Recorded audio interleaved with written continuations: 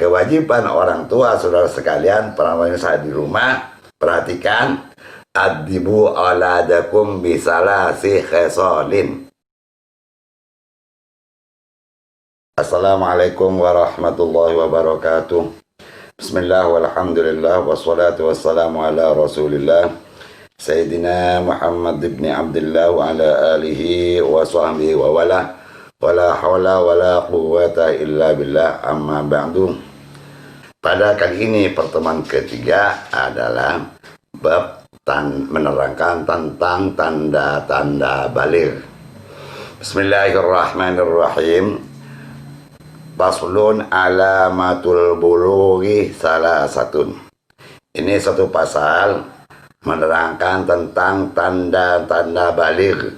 Maksudnya tanda-tanda baligh ini adalah sampai umur untuk melaksanakan perintah Allah Subhanahu wa Ta'ala. Ini tanda-tandanya bagi manusia, bagi orang ada 3 macam. Pertama, tamamu khamsa asarata sanatan bidzakari wal unsa. Yang pertama adalah tamamu sempurnanya umur 15 tahun baik pada laki-laki maupun pada perempuan. Jadi orang apabila sudah umur 15 tahun tandanya sudah masuk baligh, yakni sudah mukallaf, sudah mempunyai kewajiban melaksanakan perintah Allah dan menjauhi larangan-larangan Allah. Itu yang pertama, umur berapa? 15 tahun. Yang kedua, wal ikhtilamu fi dzakari wal unsa li tis'i sinina. Yang nomor 2, tanda-tanda baligh adalah mimpi, ya, jima atau mimpi keluar mani baik laki maupun perempuan ketika pada waktu umur 9 tahun. Ini belum umur 15 tahun, tapi umur 9 tahun, tapi dia sudah mimpi jima atau mimpi keluar mani. Maka itu namanya tandanya sudah mau masuk baligh.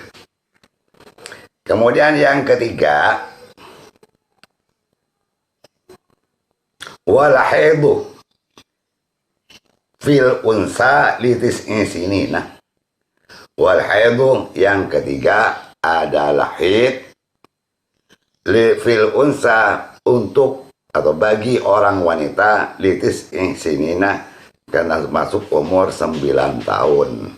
Jadi kalau sesuai wanita, kalau umur 9 tahun sudah mulai haid, itu semuanya punya tanda bahwa dia sudah memasuki masa-masa mukallaf, sudah wajib melaksanakan perintah-perintah Allah dan menjauhi larangan-larangan Allah. Paham ya? Jadi tanda baligh itu ada 3 macam. 1, sempurna umur 15 tahun, baik laki maupun perempuan. 2, ya, ikhtilam, mimpi jima atau keluar mani baik laki maupun perempuan umur 9 tahun. Yang ketiga, khusus perempuan, kalau sudah haid umur 9 tahun itu namanya sudah mau tanda mau masuk baligh. Kembali di sini perlu dipahamin oleh kita semua, oleh para pemirsa di rumah yang punya anak, yang punya keluarga, perlu dipahami tentang masalah ini. Pertanyaannya, kenapa musannif penyusun kitab Safinah ini setelah menerangkan rukun Islam, ya, rukun Islam, rukun iman dan ihsan yang rukun agama kemarin yang saya terangkan, kok langsung menerangkan tentang tanda-tanda baligh? Jawabannya simpel. Karena yang wajib melaksanakan syariat Islam yang dibawa oleh Rasulullah Sallallahu Alaihi Wasallam itu adalah orang mukallaf. Orang mukallaf orang yang sudah sampai umur. Ya tandanya yang tadi. Oleh karena itu kita sebagai orang tua, baik bapak maupun ibu, mempunyai ketentuan-ketentuan yang harus kita pedomani dalam membina rumah tangga. Sejak anak kita hamil dalam kandungan istri kita sampai dia lahir. Kalau istrinya lagi hamil, perbanyaklah baca Al-Quran, baca zikir, bertobat pada Allah. Insya Allah nanti anaknya jadi anak yang taat. Kemudian ketika lahir, ya, ketika lahir ada sabda Nabi Sallallahu Alaihi Wasallam, iftahu ala sifyanikum awala kalimatin bila ilaha illallah. Iftahu, bukalah olehmu, ala sifyanikum, atas bayi-bayi kamu, awala kalimatin, yang ditanamkan kalimat pertama apa? Bila ilaha illallah, dengan kalimat la ilaha illallah. Jadi anak baru lahir, maka yang harus ditanamkan ke pendengarannya, ke hatinya kalimat la ilaha illallah. Walakinuhum indal maut, dan talkinlah mereka itu, tuntunlah mereka itu indal maut, ketika akan mati, bila ilaha illallah, dengan kalimat la ilaha illallah. Lahir bisikin tuntun kalimat la ilaha illallah, menjelang mati juga dituntun dengan kalimat la ilaha illallah. Rawahul Hakim, ini hadis ini adalah diriwayatkan oleh Imam Hakim. Jadi waktu mau meninggal bisikan la ilaha illallah. Kenapa? Karena kata Nabi, mangkana akhir kalamihi la ilaha illallah dakhala jannah. Barang siapa yang ada akhir katanya la ilaha illallah, pasti dia masuk surga. Itu. Ini harus diperhatikan oleh para orang tua, para keluarga, para alumni Rodotul Muta'alimin, pada keluarga Al-Qamar bin Al-Birsani yang bergabung dalam Manaqib Syekh Abdul Qadir Jailani. Itu kita perhatikan ini, ya. Kita sebagai orang tua jangan sampai anak kita tidak terukir hatinya kalimat la ilaha illallah. Jadi itu tugas bagi orang tua yang baru kelahiran anak. Apakah ada contohnya? Ada. Di mana contohnya? Rasulullah Sallallahu Alaihi Wasallam bersabda, yang mana berkata Abu Waqi, sahabat Rasulullah Sallallahu Alaihi Wasallam, dia berkata, ra'aitu Rasulullah Sallallahu Alaihi Wasallam, aku melihat, ini Abu Waqi ini melihat Rasulullah Sallallahu Alaihi Wasallam azanal Hasan bin Ali hina walatuhu Fatimah radhiyallahu anhu jami'an. Saya melihat Rasulullah Sallallahu Alaihi Wasallam mengazankan Sayyidina Hasan dan Sayyidina Husain, ya, Sayyidina Husain ketika Siti Fatimah lahir. Begitu Siti Fatimah lahir, yang menadzani Sayyidina Hasan Rasulullah, yang menadzani Sayyidina Husain juga Rasulullah. Itu apa namanya? Contohnya. Jadi oleh karena itu di satu pihak Rasulullah berkata, iftahu ala sibyanikum awal kalimatin la ilaha illallah. Jadi buka, telinganya dibuka, hatinya dibuka dengan kalimat la ilaha illallah. Begitu mau mati, ditutup, dituntun kan la ilaha illallah. Kan begitu. Sampai di sana Rasulullah Sallallahu Alaihi Wasallam memberi contoh untuk menanamkan tauhid pada anak cucunya. Kenapa kok demikian? Karena Rasulullah Sallallahu Alaihi Wasallam bersabda, kullu mauludin yuladu alal fitrah. Karena tiap-tiap anak yang dilahirkan itu dilahirkan atas suci, dalam keadaan suci, suci bersih, Islam fitrah. Fa'abawahu, maka kedua orang tuanya itulah yumajjisanihi, yang menjadikan, mencetak anak itu menjadi majusi, au yuhawidanihi, bisa mencetak orang tua, kedua orang tua itu menjadi orang Yahudi, au yunasiranihi, atau bisa mencetak pula anak itu dijadikan orang Nasrani. Jadi Islam tidaknya, Nasrani tidaknya, Yahudi tidaknya, Majusi tidaknya, anak itu tergantung pada ayah dan ibunya, ya. Kalau ibunya peduli, bapaknya peduli, bagaimana supaya anaknya betul-betul muslim, ditanamkan, ya kan?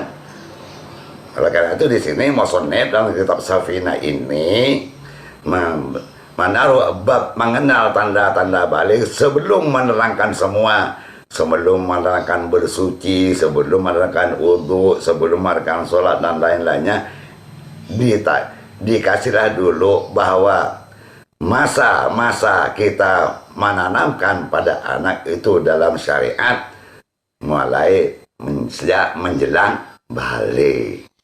Apa ada dalam hadisnya? Ada. Rasulullah Sallallahu Alaihi Wasallam bersabda, "Muru awladakum bisolati li sab'in." Suruhlah anak-anakmu itu untuk menunaikan sholat begitu masuk 7 tahun. Anak masuk 7 tahun, orang tuanya wajib menyuruh. Nyuruh sholat, nyuruh bersih najis, nyuruh berwudu. Umur berapa tuh? 7 tahun. Wajib itu 7. Ya. Wadribum li ashrin. Dan pukullah mereka itu apabila meninggalkan sholat ketika masuk umur 10 tahun. Anak umur 10 tahun tidak mau sholat, wajib dipukul oleh bapak ibunya. Kalau tidak mau pukul itu dosa ibunya, bapaknya dosa, ya. Dosa kalau tidak memperhatikan sholatnya, ibunya suruh sholat masih tidur mulu, siram gitu. Kalau anaknya suruh sholat, suruh sholat, tidak mau sholat, siram. Nah itu dapat pahala. Kalau dibiarin dosa ibunya. Nah itu ini kata hadis ini, ya. Wa farriquhum fil madaji, dan pisahkanlah tempat tidurnya, masing-masing pisahin, jangan kumpul satu kamar, kan begitu. Ini ya. Jadi ini adalah penanaman untuk penanaman syariat bagi anak-anak kita sesuai dengan permintaan kita pada berdoa kita. Coba kita sudah berdoa mulai dulu doa. Rabbana hab lana min azwajina wa dzurriyyatina qurrata ayun waj'alna lil muttaqina imama. Semua orang tua doanya itu. Keinginannya itu. Rabbana, wahai Tuhan kami, hab lana, berikanlah pada kami, anugerahkanlah pada kami, min azwajina, dari istri-istri kami, wa dzurriyyatina, dan keturunan kami, apa yang diminta? Qurrata ayun, yang dapat menyenangkan mata, dipandang tingkah lakunya enak, akhlaknya bagus, tutur katanya baik, ya. Waj'alna lil muttaqina imama, dan jadikanlah kami sebagai imam bagi orang-orang yang bertakwa. Nah di sini, ya, di sini letaknya. Oleh karena itu, semua orang tua, baik bapak maupun ibu, harus betul-betul memperhatikan pada anak, apalagi di masa-masa sekarang. Ya, kadang-kadang anak sekarang kan senangnya main YouTube. Ya, main YouTube, tidak ada pagi, tidak ada sore, main YouTube melulu.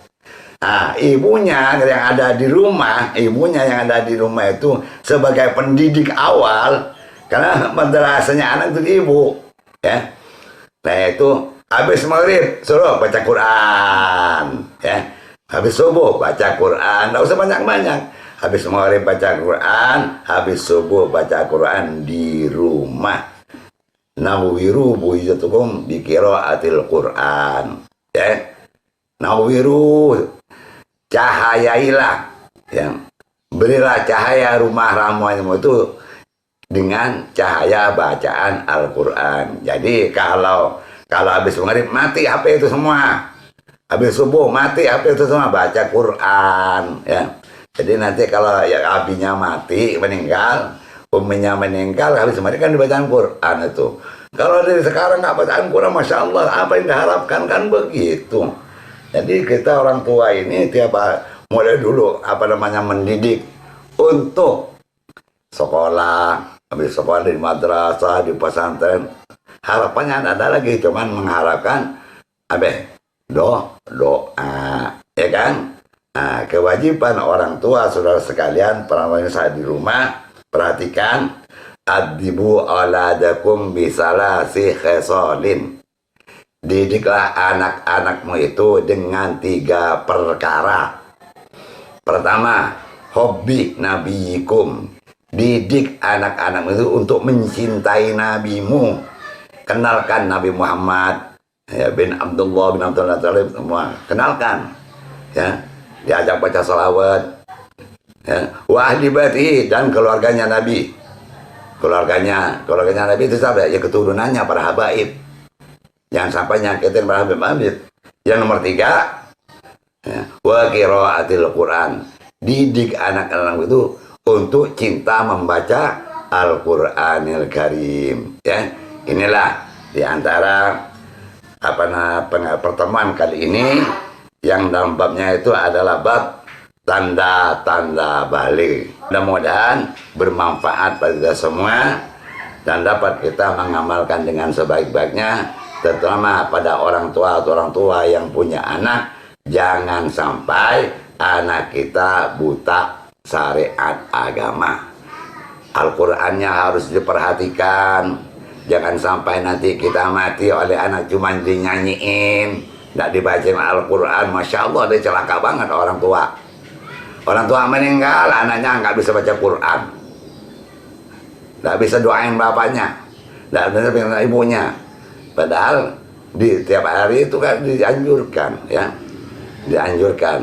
Kata Nabi, idza tarakal abdu du'a lil walidain fa innahu anqad yanqad rizqu. Apabila seorang hamba itu meninggalkan mendoakan untuk kedua orang tuanya, maka akan putus rezekinya. Inilah sebagai penutup daripada hari ini, mudah-mudahan bermanfaat. Kurang lebihnya saya minta maaf. Hadanallahu wa iyyakum ajma'in. Assalamualaikum warahmatullahi wabarakatuh.